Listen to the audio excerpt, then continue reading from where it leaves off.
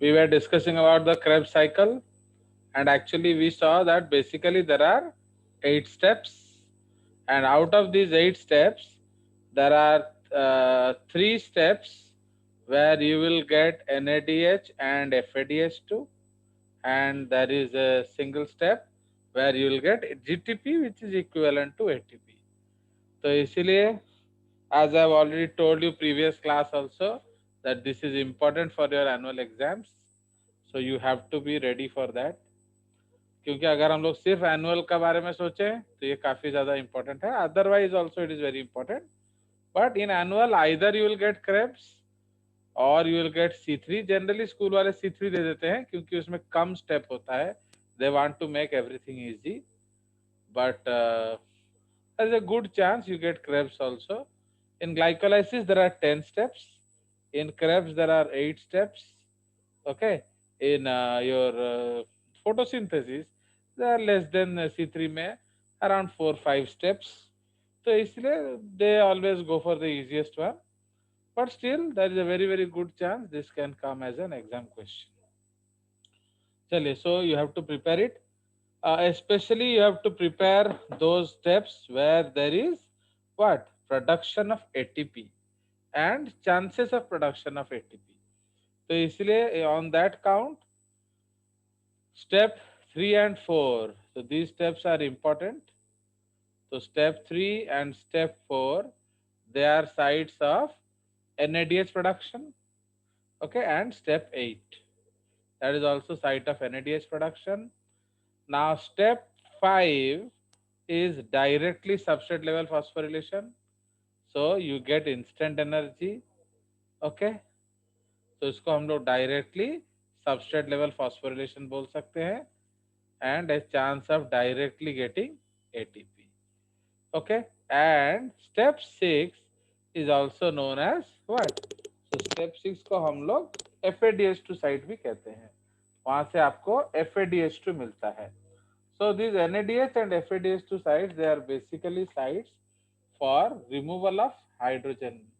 Okay, so removal of hydrogen, and this hydrogen, they reduce NAD plus and FAD to your NADH and S plus and FADH2 respectively. ठीक है, तो ये जो NADH है, ये FADH2 है, they will provide ATP only if there is what? So only if there is oxygen, mitochondria and electron transport system. तो वो पूरा स्टेप्स करने के बाद ही वो एटीपी देगा. NADH will give 3 ATP according to older convention, 2.5 ATP according to recent convention. FADH2 will give 2 according to old and 1.5 according to new conventions.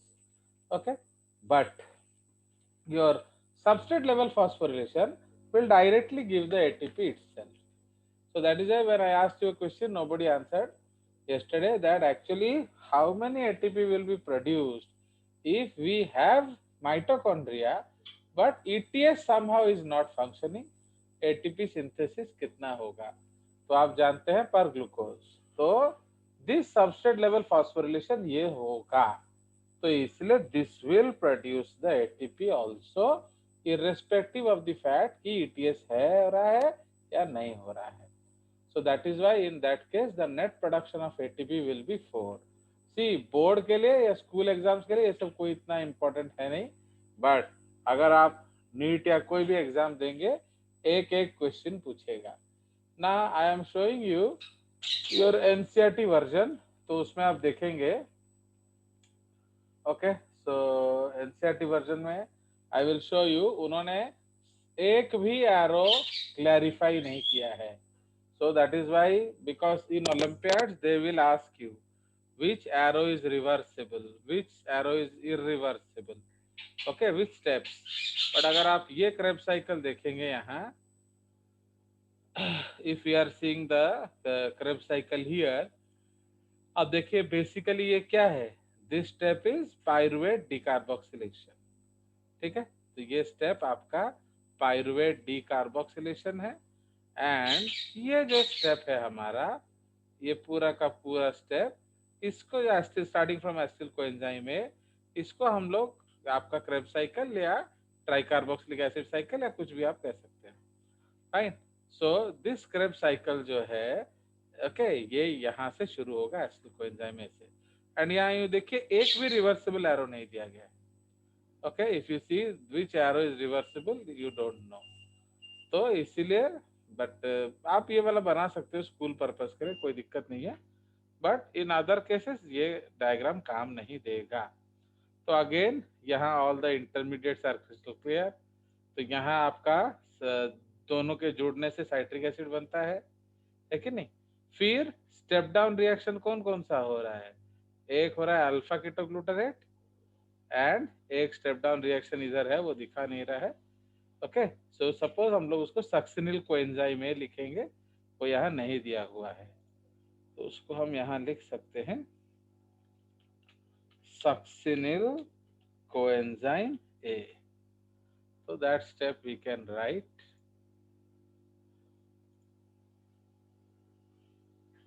Okay तो ये स्टेप हम इसके बीच में लिख लेंगे,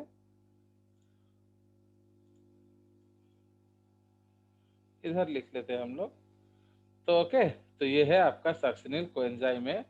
तो इसलिए यहाँ भी एक स्टेप डाउन रिएक्शन हो रहा है, means you are losing what, you are losing another carbon dioxide. तो इसीलिए this is called step down reaction. एक CO2 आपका साइट्रिक से अल्फा कीटोग्लूटारिक में बन रहा है, एक CO2 आपका अल्फा कीटोग्लूटारिक से सक्सिनिल कोएंजाइम में बन रहा है। तो अब आपका बाकी सारे जो है वो 4 स्टेप रिएक्शंस हैं। तो 4 स्टेप सारों को हम एक पर्टिकुलर कलर से बना लेंगे, सपोज ग्रीन। तो ऑक्सैलोएसीटेट, मैलेट, आप मैलिक एसिड लिख सकते हो, मैलेट लिख सकते हो, उसमें उतना कोई टेंशन नहीं है। इधर भी एक स्टेप उन्होंने खा लिया है, एक्चुअली ये सक्सिनेट है, सपोज ये सक्सिनिक एसिड है। तो सक्सिनिक एसिड से क्या होगा, आपका एक फ्यूमेरिक एसिड स्टेप है, फ्यूमेरिक एसिड। तो ये आपका मेरे ख्याल से इधर होना चाहिए। ओके, बिकॉज सक्सिनेट से फ्यूमेरेट में क्या होगा आपका, तो सक्सिनेट्स एंड फ्यूमेरेट उसके बीच में आपका क्या होता है, there will be a production of what, FADH2। FADH2। वो आपका दिखाना जरूरी है, जो कि इन्होंने नहीं दिखाया हुआ है। तो हम लोग इधर लिख देंगे, और क्या, in this place you will write fumarate. Okay, again this is a 4 carbon compound, size ठीक है, तो चलो फाइन। तो ये हमारा फ्यूमेरेट है। उसके बाद फ्यूमेरेट से मैलेट बनता है। ओके, तो इसको अब उतना जगह नहीं होगा चलो बनाने का, suppose we can make a thinner box. Okay, तो सक्सिनेट से फ्यूमेरेट, फ्यूमेरेट से मैलेट एंड मैलेट से ऑक्सैलोएसीटेट। तो इसीलिए वेरी वेरी इंपॉर्टेंट स्टेप्स आपका कौन कौन सा है फॉर ATP प्रोडक्शन, अगर हम लोग देखेंगे तो आपका स्टेप नंबर 1, ये दिस इज कॉल्ड क्या, ये स्टेप 1 है, ये स्टेप 2 है, ये स्टेप 3, 4, 5, 6, 7, नहीं इसमें एक स्टेप मिसिंग है शायद ना, तो आइसोसाइट्रिक नहीं दिया है। तो दिस इज एक्चुअली अगेन इधर एक और स्टेप मिसिंग है, तो इसको भी हम लोग थोड़ा छोटा कर सकते हैं। इधर एक और स्टेप आना चाहिए, इधर आइसोसाइट्रेट आना चाहिए, क्या हो गया, तो ना इधर हमें एक आइसोसाइट्रेट लाना है,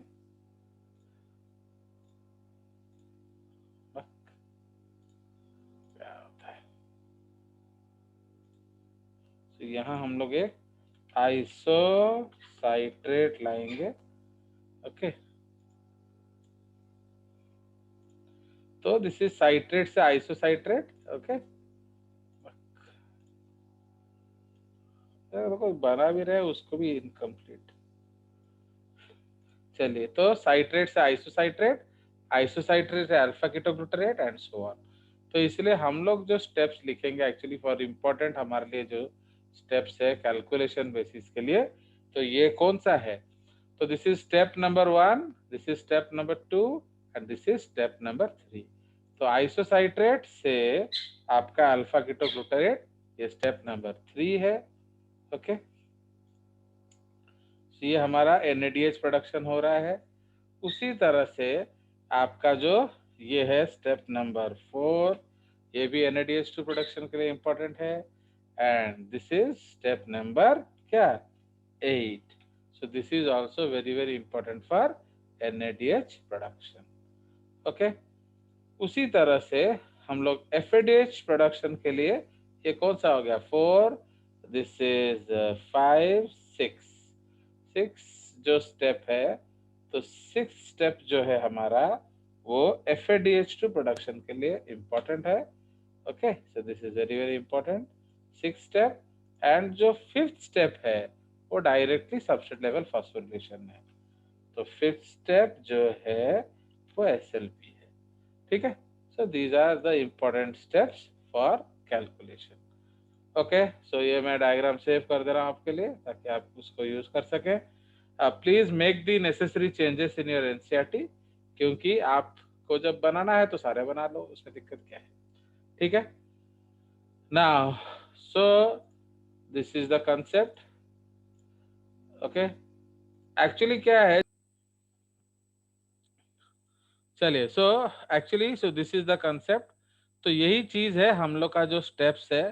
so now this is the beauty of this concept, that actually Krebs cycle जो है या माइटोकॉन्ड्रिया का role in electron in energy pathway was actually discussed by Albert Lehninger. Okay, जो बुक आप पढ़ते हो लेनिंजर एंड कॉक्स, तो उनका जो पेरेंट ऑथर है, जो मेन ऑथर है लेनिंजर, so he was actually directly involved. He is not an author. He is himself a scientist. Eugene Kennedy and Leninger, they showed the involvement of mitochondria in this process of energy and also the TCA cycle. तो इसको citric acid cycle भी बोला जाता है, Krebs cycle को, या try carboxylic acid cycle भी बोला जाता है। Okay, so like that. तो इसीलिए आपका ये जो हो गया ना, आइसोलेटेड माइटोकॉन्ड्रिया वेर फाउंड, तो ये सब हम लोग डिस्कस कर चुके हैं ना। तो इसीलिए जो sequence of the reaction in citric acid cycle makes chemical sense. Okay, क्यों ना, जो एसिटिल कोएंजाइम ए है आपका, ये जो एसिटिल कोएंजाइम ए है, okay, produced in the breakdown of carbohydrates, fats and protein must be completely oxidized to CO2। Okay, आपको उसको ऑक्सीडाइज करना है CO2 के लिए, if the maximum potential energy is to be extracted. समझ रहे हो कि नहीं, हमें एसिटिल कोएंजाइम ए को CO2 प्लस वाटर बनाना है, तो अब डायरेक्टली कर देते। Why you go through such a big cycle? So that is the nature of evolution। Okay, however, the direct oxidation of acetate to CO2 is not biochemically feasible। ये जेजेस का बोलना आसान है, पर बायोकेमिकली ये मुमकिन नहीं है। Decarboxylation of these two carbon acid would yield CO2 and methane। क्यों नहीं है? Because ये मीथेन प्रोड्यूस करेगा। समझ रहे हो?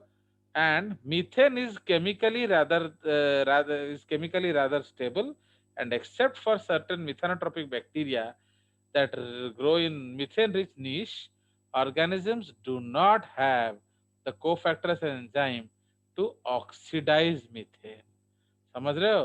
तो एक बार मीथेन बन गया, उसको ऑक्सीडाइज करने का एंजाइम उनके पास नहीं होता।